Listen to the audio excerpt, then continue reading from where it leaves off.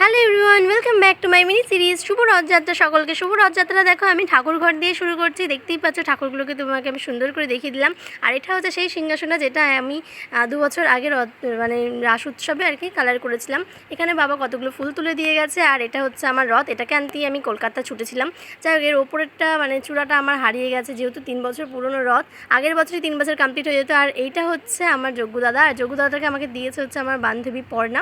ও জানে আমি খুব পছন্দ করি, তাই পুরীতে ঘুরতে গিয়ে দিয়েছে। আর এটা হচ্ছে আমার ঠাম্মা, আর পাশেরটা ছিল হচ্ছে আমার দাদু আর দিদা। সব দুজনাই মানে 3 জনাই পরলোক গমন করেছে।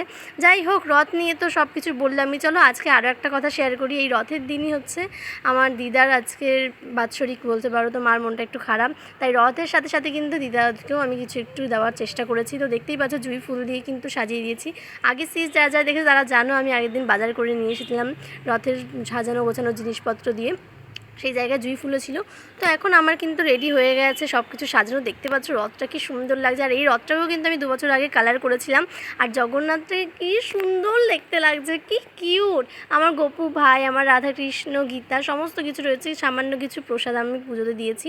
আর ক্লোজ থেকে দেখতে দেখো আরও বেশি সুন্দর লাগছে। তো এখন আমি এখানে ধূপ দেখিয়ে দিচ্ছি। বেশি কিছু আয়োজন করতে পারিনি। যদি ভগবান আমাকে সেই স্বাবলম্বী বানায় তো অবশ্যই আমি একদিন 56 ভোগও রেঁধে খাওয়াবো।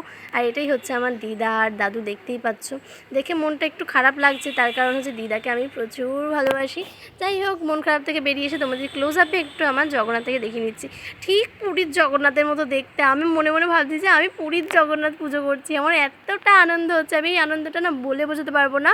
সেই কারণে আমি আলাদা করে কোনো বিগ্রহ কিনিনি, কারণ আমি জানি আমি পুরীর জগন্নাথ পুজো করছি।